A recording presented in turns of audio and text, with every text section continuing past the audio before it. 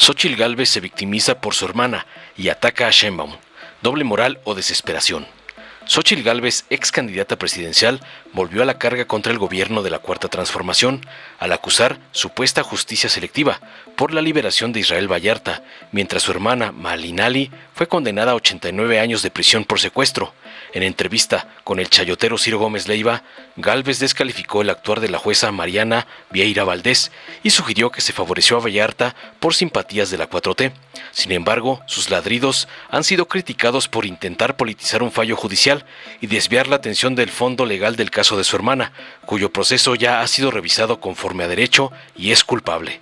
Por su parte, la presidenta Claudia Sheinbaum recalcó que la liberación de Vallarta fue producto del respeto al debido proceso, no de un favoritismo político. Señaló que su encarcelamiento sin sentencia durante casi 20 años fue el resultado del montaje judicial televisado en tiempos del narcopresidente Felipe Calderón, impulsado por sicarios mediáticos como Loret de Mola y narcos como García Luna y Cárdenas Palomino.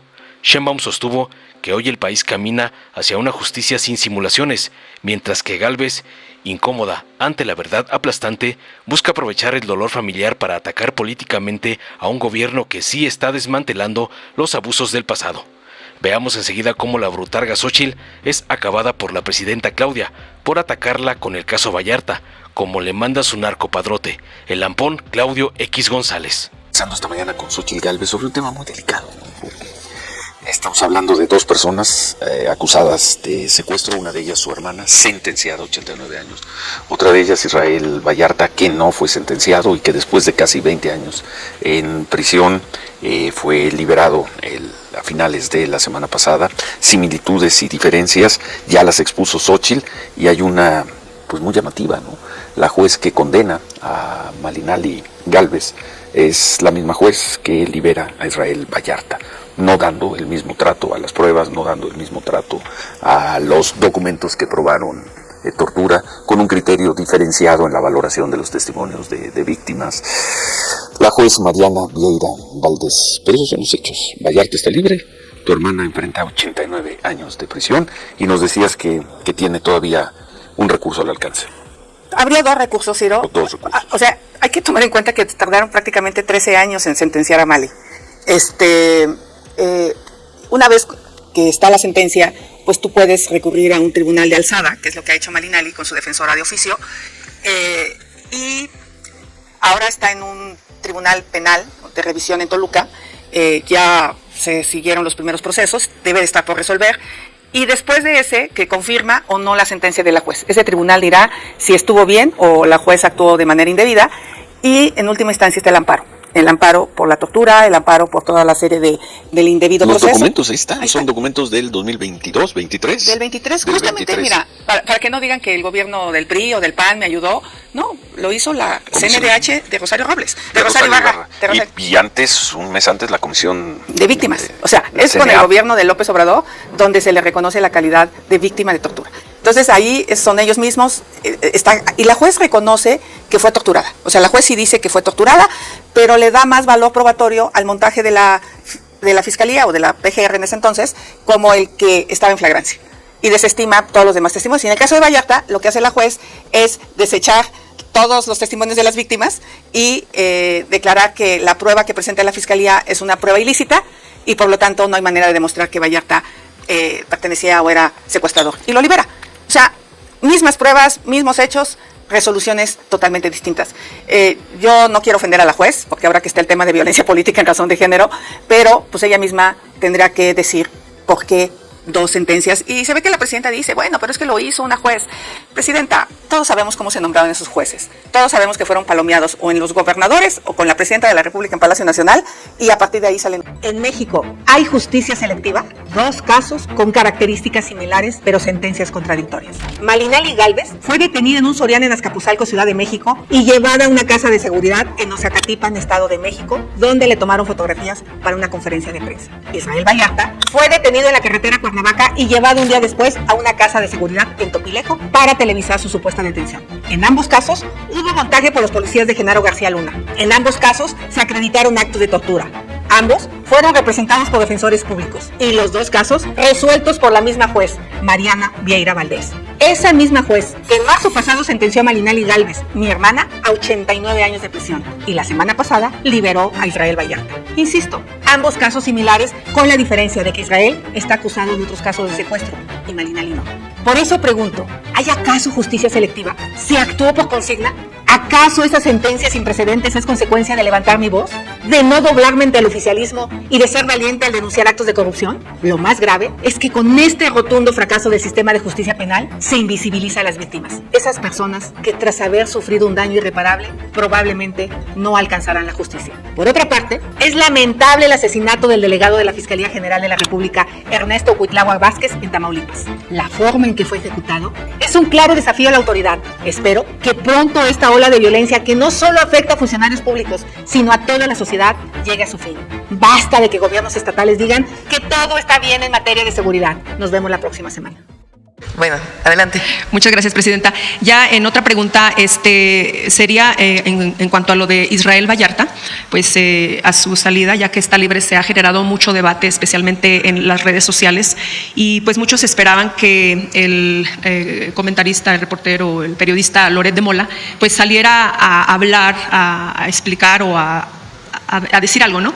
Y lo que hizo fue pues irse de vacaciones. ¿Cuál es su opinión acerca de esto? Que pues es una exigencia más que nada, ¿verdad?, de justicia del pueblo de México ante lo que pasó.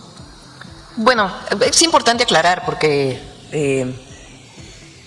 esta persona, Israel Vallarta, que estuvo 20 años en la cárcel sin sentencia,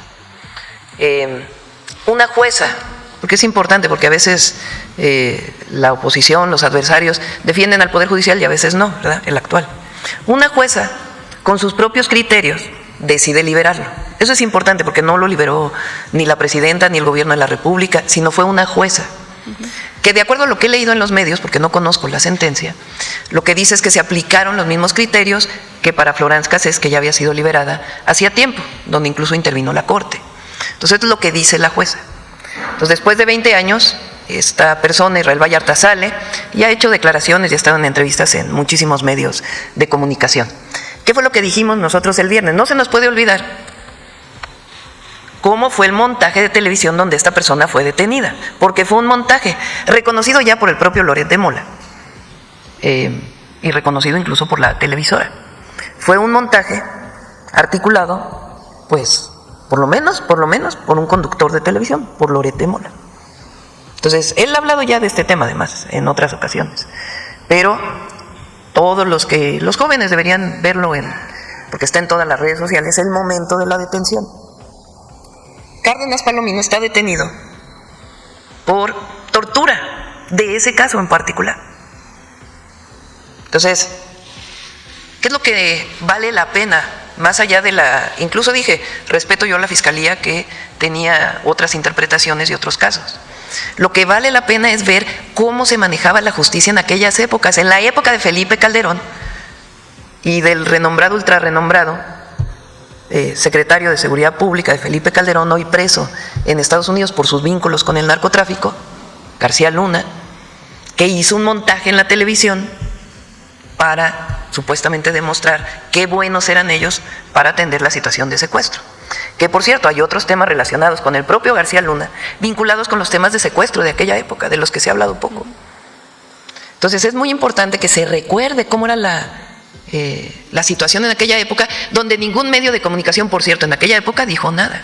Ahora sí, todos entrevistan a Israel Vallarta, todos, porque todos lo están entrevistando. Pero en aquella época no dijeron nada. Algunos dicen por temor, algunos dicen por no conocimiento, pero lo cierto es que se hizo un gran montaje televisivo con tortura vinculada en aquella época. Y ahí está la foto de... ¿Por qué no la ponen? Cárdenas Palomino hoy preso, García Luna hoy preso, y el entonces presidente espurio, Felipe Calderón. Sí es espurio porque llegó con un fraude electoral, hay que decirlo con todas sus letras.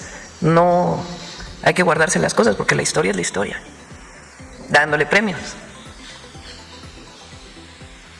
¿Ya saben dónde se encuentra Palomino? Porque Israel Vallarta dijo que lo habían sacado, pero no se sabía dónde se lo habían llevado. Ahí el Gabinete de Seguridad informa en qué centro de detención se encuentra.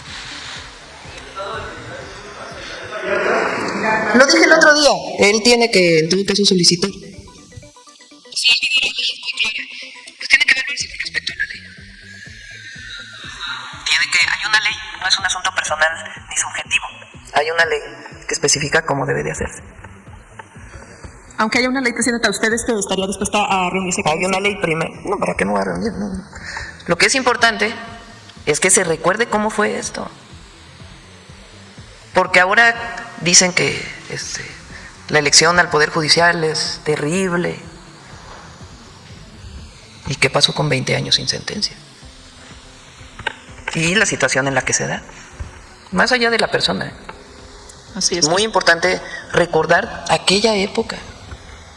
¿Por qué no pones cómo crecieron los homicidios en la época de Calderón?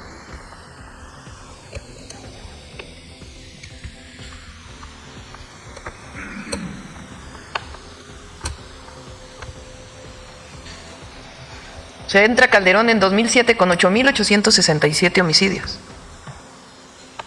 En el 2011, 27.213. 2012, 25.967. Y Peña lo deja con 36.685. Deben tener todavía más, ¿no? El 24 y el 25. Debe haber otra gráfica. Muchas gracias, Presidenta. Dale en me gusta, suscríbete, activa la campanita y compártelo para que más gente lo vea.